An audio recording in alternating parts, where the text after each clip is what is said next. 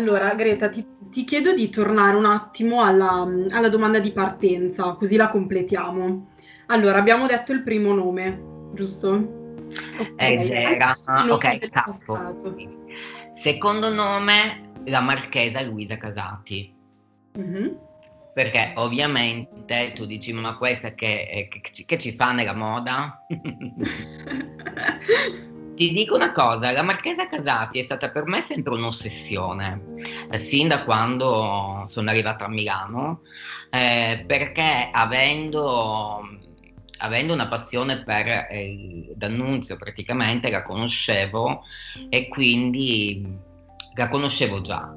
Poi c'era il periodo in cui Alexander McQueen, in cui la citava Gio Galliano, in quel periodo in cui c'era una compenetrazione nella moda molto molto forte che me ne fece innamorare completamente, no? È un personaggio molto di nicchia, molti la scambiano con la contessa di Castiglione, molti la scambiano, in verità era tutt'altro, in verità era una donna straordinaria che ha determinato un'epoca, era l'emblema dell'eleganza per Marcel Proust, ad esempio. Perché secondo te non la conoscono in molti? Come? Non ho capito. Perché secondo te non la conoscono in molti? Perché essendo un personaggio che viaggia su un livello di estetica altissimo, di Mhm. percezione estetica che quasi si trasforma in filosofia, Ok. non è facile a Non è Chido. accessibile a tutti. No, non è accessibile. Lei era la prima ad aver inventato il concetto di performance, è la prima ad aver inventato il comportamentismo, cioè la sua apparizione in società doveva essere una performance artistica e doveva scioccare e rimanere nel ricordo. Pensa alla sofisticazione, in questa cosa sublime, doveva rimanere, non doveva lasciare una testimonianza in qualcosa, doveva rimanere il ricordo di quella cosa unica. Bansky, ma chi è Bansky? Terzo nome, ci avviciniamo, dai, sono un po' combattuta, vabbè, però essendo un'italiana faccio quello di Franca Sozzani, che è mancata da poco. Anche lei donna di grande rivoluzionarietà, no? Porta il vessillo del cambiamento nella moda. Con Franca Sozzani c'è una rottura profonda in cui la moda diventa interprete di un momento storico, della politica, diventa come un'interpretazione di codici della società. Ecco, e questo secondo me è una grandissima rivoluzione che lei fece e lasciò. Io ad esempio ero una collezionista di tutti, vi collezionavo tutti i Vogue Italia, perché ero anche un amante di Steven Meisel e quindi lo sono tuttora. E quindi io mi ricordo che ero completamente estasiata da queste copertine che erano scioccanti, erano rivoluzionarie. Abbiamo parlato molto diciamo, dei tuoi studi, del tuo percorso anche scolastico, delle tue ambizioni. L'utilizzo della parola e del dialogo. Quanto ti è stato utile per affermarti nella vita? Quanto pensi che possa essere uno strumento utile alle persone?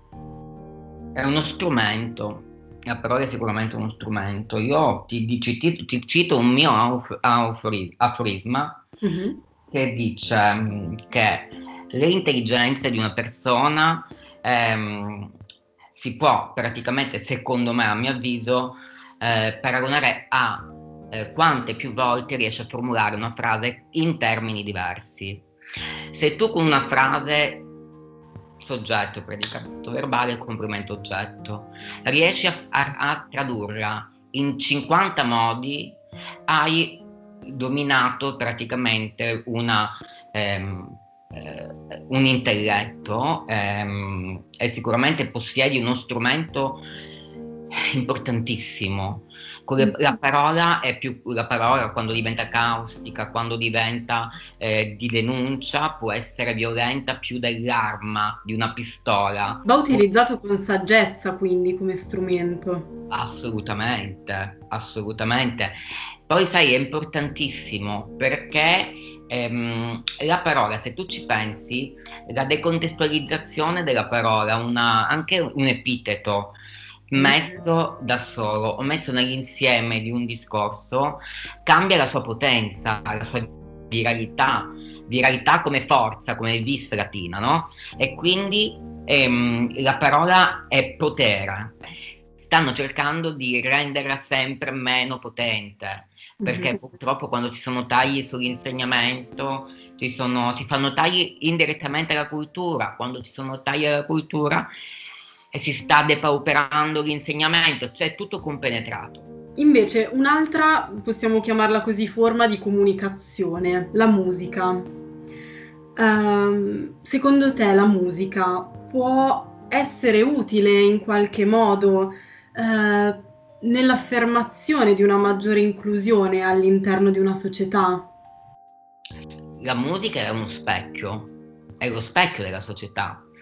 La musica ci fa capire come la società e i gusti stanno mutando. Io non sono molto per la musica e le produzioni musicali attuali, contemporanee. Purtroppo non mi fa percepire un gap culturale evidentissimo. Io non riesco purtroppo ad abituarmi al trap, per esempio, Anche io. che è sicuramente però un po' il risultato di un certo tipo di cultura che colpisce come una carie la gioventù, i giovani, quando forse viene meno il valore acceso di qualcos'altro. E secondo me la musica potrebbe essere in grado di mediare messaggi fortissimi, perché io sono un'appassionata di musica lirica, per esempio, laddove tipo ti faccio il flauto magico di Mozart, no? Nel flauto magico di Mozart c'è un testamento politico, c'è un rito mistero, cioè ci si fa riferimento alla religione, alla politica, si fa riferimento in modo assolutamente larvato, in un modo subliminale, ma comunque c'è un messaggio potentissimo.